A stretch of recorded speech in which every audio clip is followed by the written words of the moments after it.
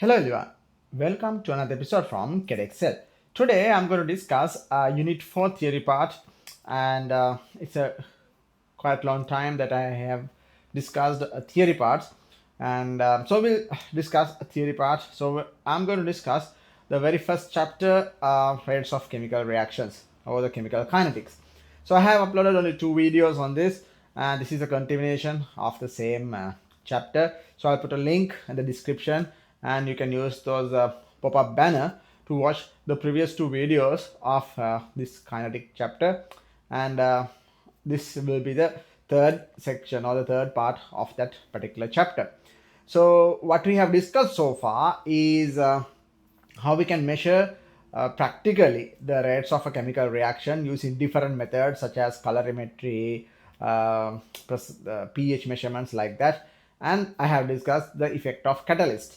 So today we are going to discuss something very important, which is called as the rate expression and the rate equation. So what I'm going to discuss here mainly in this part is what is the rate equation, and we are going to find the rate equation using the data given in the table. And the third one, I'm going to explain you how we can measure the rate using a graph or using the graphical methods. So these are very common questions and common stuff they ask in MCQs as well as the written part. So we'll see how we can measure the rate expression using the given data either in a table or in a graph, right? So first what we had to know is what is the rate expression or what is the rate equation. Now the previous part what we have discussed here is we discussed that for a chemical reaction, if you want to measure the rate of a chemical reaction, we have to keep one reactant constant and we measure the other reactants, we vary the concentration of the other reactant, and then we measure the whatever the particular measurements, right? It might be the color change, it might be the volume difference, it might be the pH change, like that. Now that gives us the idea how that particular reaction happens with respect to one reactant. But the overall rate of a chemical reaction not only depends on one reactant but also the all the reactants present. And normally when a chemical reaction happens, all those reactants can be vary from one another. So if we can have a whole idea or one idea to get how the rate of this reaction gets changed when we change all the reactants at once rather than keeping one reactant constant, then we can get a better idea or better understanding about the mechanism of the reaction, and there are many things that we can get. So the rate expression comes or derives because of that requirements for a given chemical reaction. Let's say this is our chemical reaction, 2A plus B gives C. So this is just a chemical reaction, the assumption one. We write the rate expression like this. Rate equation also we call rate equals K A to the power X B to the power Y. So this is how we write the rate expression, right? So we write the rate expression like this, X and Y. Now the things, what are these represent? Rate is obviously rate. K we call K as the rate constant, right? K is rate constant. X and Y are orders with respect to A and B. I'll explain what are them. Orders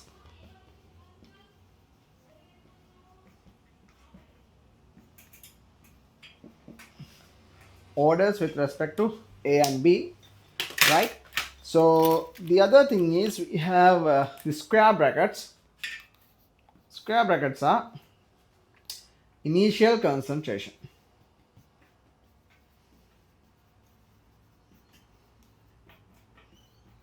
right? Square brackets are initial concentration. So this is how we explain the rate expression, right? Rate equals K A to the power X B to the power Y. Rate constant, orders with respect to A and B, and the initial concentration. Now order mean this value. Now X and Y, it doesn't require to be 2 and 1 all the time. it can be 2 and 1, or it can be a different value, right? Usually these x and y are integers, right? A whole number and a positive value as well. And we are going to determine that x and y from chemical experiments or experimental data. So using this x and y, the values of x and y gives us a lot of information about a chemical reaction. We will see what are those stuff as well. But in this video, we are going to find out how we can find this x and y depending on the chemical reaction data we are given, right? So this is the basic idea. We always write it with respect to reactants. No matter what is the reaction, we write it with respect to reactants only. We don't consider capital C or the products. And again, depending on the values, we can't predict. So we just had to come across x and y. You can use anything like that, alpha, beta, or whatever the value, doesn't matter. I just put x and y. So they are order. Order means how many times, or what is the factor that that particular reactant can affect the overall rate. For example, if this x is 2, that means the concentration to the power 2. So if we increase the concentration 5 times, 5 squared, that means the reaction rate would increase by 25 times. Something like that idea gives. We'll see what those stuff in detail when we discuss in a chemical question. So we'll see how we can find this rate in a chemical reaction depending on the given data, right? Let's say our reaction is still, let's say 2A plus B goes to C. This is our chemical reaction. So the experiment is done like this. So it's experiment number, concentration of A, initial concentration, mole per decimeter cube, concentration of B, mole per decimeter cube, and the rate comes as mole per decimeter cube per second, right? So let's say experiment number 1, this is 0.1, 0.1, and 0.2, 3 into 10 to the minus 3. These are the just values I got. This one is 0.1, 0.1, 1.5, 10 to the minus 3. Experiment number 3, this is 0.2, this is 0.1, 6 into 0, 10 to the minus 3, 3.0. So this is a very common question that can come even for the MCQs.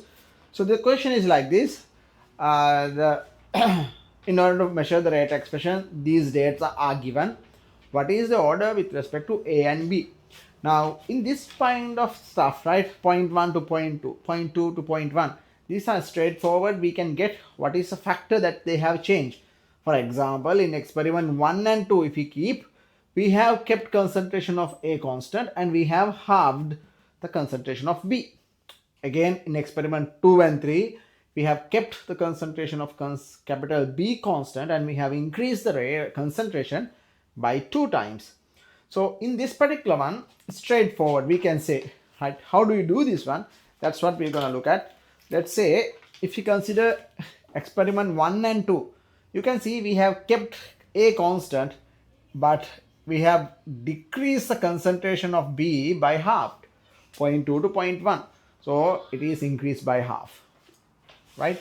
The rate also have decreased by half, 3.0 to 1.5.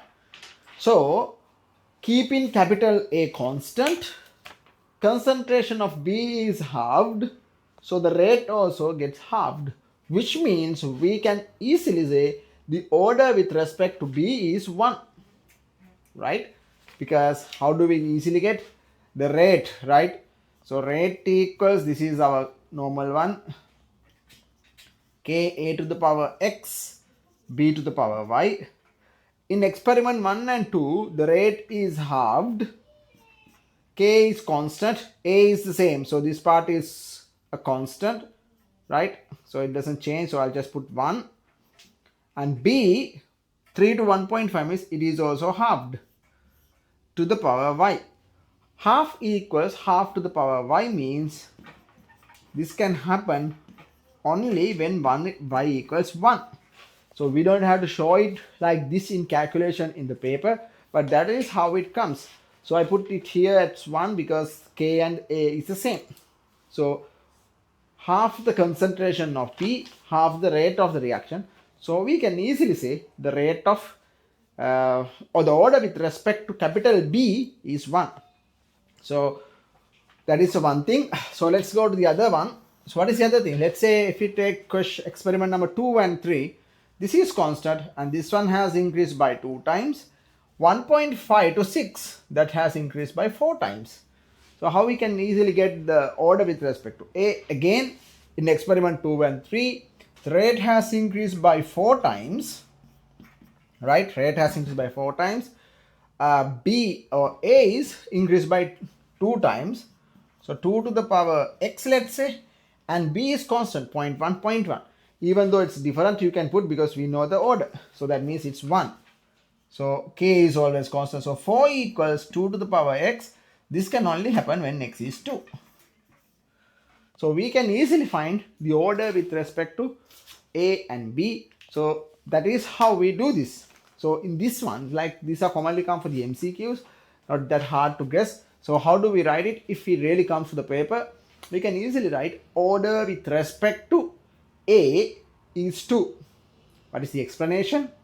In experiment 2 and 3, this is how we write. In experiment 2 and 3, keeping capital B constant and increasing capital A by 2 times, the rate has increased by 4 times. Therefore, order with respect to capital A is 2. If you want, you can show this one as a simple calculation. Again, we can write order with respect to capital B is 1 because in experiment 1 and 2, keeping concentration of A constant and decreasing the capital concentration of B by half, the rate also decreased by half. Therefore, order with respect to capital B is 1. So like that, you can write the rates expression very easily. So x is 2, y is 1. So having those two, you can now write the overall rate expression, or commonly called as rate equation. So what is the rate equation? Rate equals k a to the power 2 b to the power 1. It is not a must to write 1. You can just write a to the power 2 and b, right? Just writing like that is also enough. So that is how we can find the order with respect to A and B. Many questions, once you find the order with respect to A and B, they ask you to calculate the rate as well, rate constant. So what we have to do is we have to just substitute this one into a chemical reactor, whatever the data on the table to this one. So for example, if they ask us, which commonly ask, what is the value of K or the rate constant? So if he asks us to find the rate constant, what we do is we can just substitute the values into the rate expression. For example, if I substitute value from experiment 1, right? So from experiment 1, rate equals 3 into 10 to the minus 3 mole per decimeter cube per second. I use units because they ask us to find the units as well. Okay, first we write without the units, that is equal A, K into A is 0.1, that is to the power 2, into B is 0.2, that is to the power 1.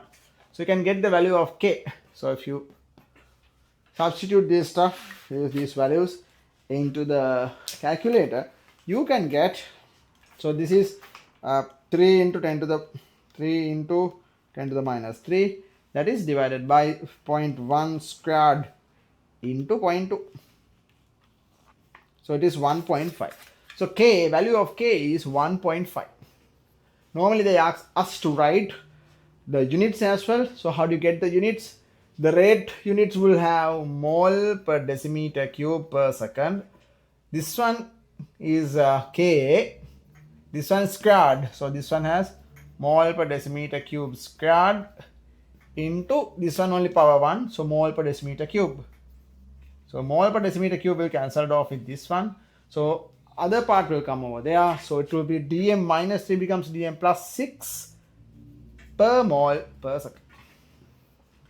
Dm 6 because these units come to the other side. So mole squared dm minus 6 at the bottom.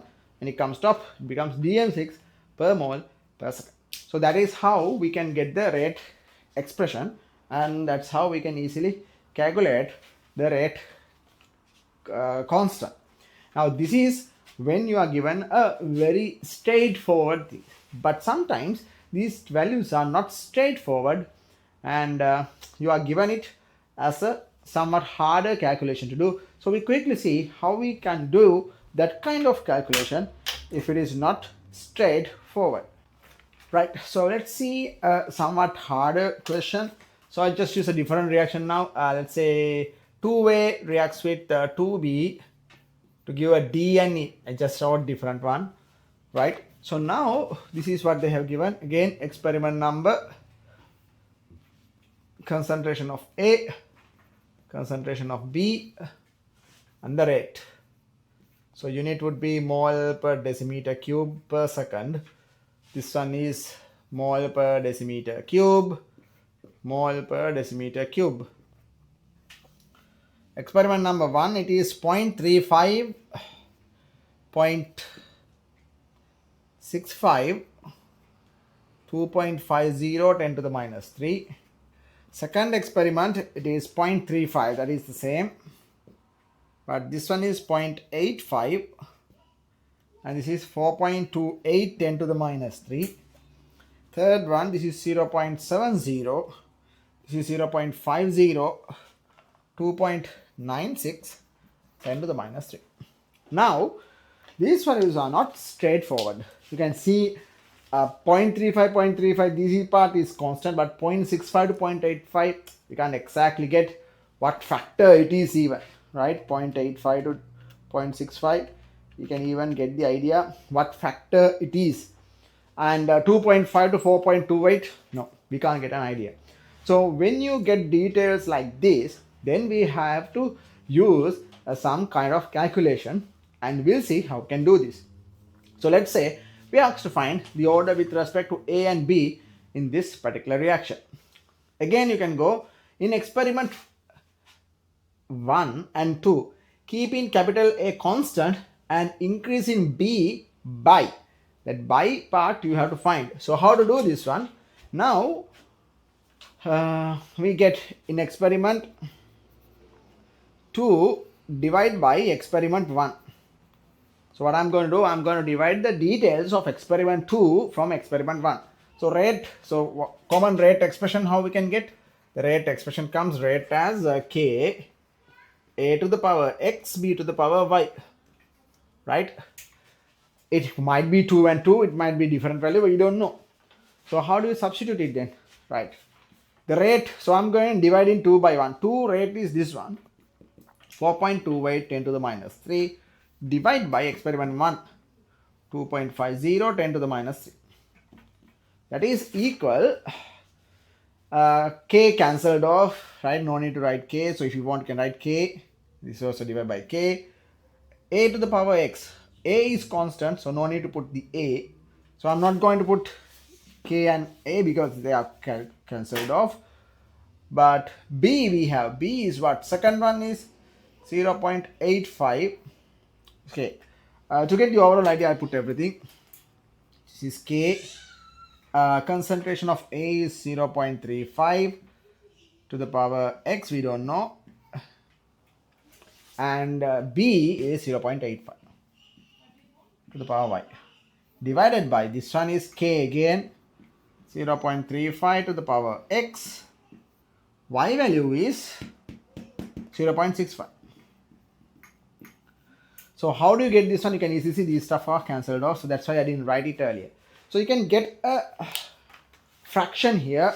So you have to use a calculator. So 4.28, 10 to the minus 3 divided by 2.5, 10 to the minus 3. So this one I keep it as a fraction, 214 over 125. That is equal 0.85 divided by 0.65, 17 over 13. That one to the power Y. So how do you find the value of Y? So if you want to find the value of Y, the one who do maths would easily do this one, or you have an idea. If not, how do you get? You have to use the log values. So In order to find y, I'll write it over here.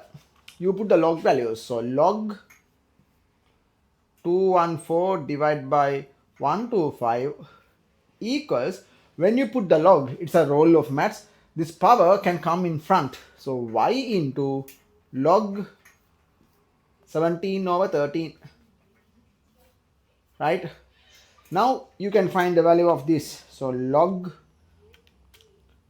214 divided by 125, that is 0.233 equals y into log 17 over 13, that is 0.116. Now you can find the value of y. 0.233 divided by this answer, you get it as 1.999. So which means y equals to, order with respect to y is 2. So that is how we can get this stuff. We won't be able to say it directly at once, right? We won't be able to say it directly at once. So this is how we say the value of y, or order with respect to capital B. How do you get the value of a then, or order with respect to capital A? We have to find the value of x as well, right? So how do you get this one? Again, you have to substitute. Now we can see there is no equal value for b. Now in this case, we have to substitute everything again, but doesn't matter, we know the value of y. So as long as we know the value of y, we can do this one. So if you want to find the order with respect to a, what you do is, we have to substitute everything again to the rate expression, and we would be able to get. Only thing is, you have to use either 1 and 3 or 2 and 3, because you have to have a different value for the capital A, right? So using the different value for capital A, we would be able to do this one. So we are going to look at that one and see how we can do this. So now I'm going to find the value of A. So to do this, I am using experiment number 1 and 2, right? No, I'll use 2 and 3. Whatever, doesn't matter. I'm using experiment 2 and 3. So I'll use experiment 2 and experiment 3. What I'm going to do is, I'm going to divide experiment 2 by experiment 3. So experiment 2 values, so 4.28 10 to the minus 3 equals k 0.35 to the power x 0.85 to the power 2. We found that, so we can easily do that one. Divided by experiment 3 values, 2.96 10 to the minus 3 equal k 0.35, which means here now it is 0.70. So it is 2 times, right? So it is 2 times. That is easy if you get like that. But we don't know this one. So that is b value is 0.50, or that is to the power 2. So k get cancelled off. 0.35 to 0.7 is half to the power x. But we don't know this value. 0.85 squared over 0.50 squared. So 0.85 divided by 0.50. That one squared is, I write it as a fraction, 289 over 100 or 2. That is equal, or you can easily write 2.89 here. 2.89. Right. Here it is 4.28 divided by 2.96, 1.44 or 107 over 74. So if you divide it by 2.89, right, I'll come it over here. Now this comes like this. 0.5 equals, or 0.55 equals 0.2 is 0.5, 0.5 to the power x, x would be 1. See? So that is how we find the order with respect to a and b in that scenario. So once you get the order with respect to a and b, we can find the rate expression now. Its rate comes like rate equals k a to the power 1 b to the power 2. See? Now in this particular one, the value of order 1 and 2, it is not same as the chemical reaction, right? So we are going to talk about what these rate expressions imply. but this is how we find the order with respect to each reactant in a simple way or using a graphical methods, right? So this is how we can do it using both simple ways as well as the graphical methods, right? So this is a one way of measuring the order with respect to reactant. As the video gets a bit longer, I'll stop it from here and we'll discuss the second part and the video, that is how we can find the order with respect to each reactants using a graphical method, and I'll put it as well so you can find how the order can be calculated using the graphical method from that particular video, right? So if this is helpful, give a thumbs up and consider subscribing, and you can share this video so others will also be able to get the idea, and you can watch more videos on this channel to get more idea about how chemistry and especially Chedexcel syllabus work, and you will be able to get a help from that. So thanks so very much, and we'll see you soon for another video. Bye.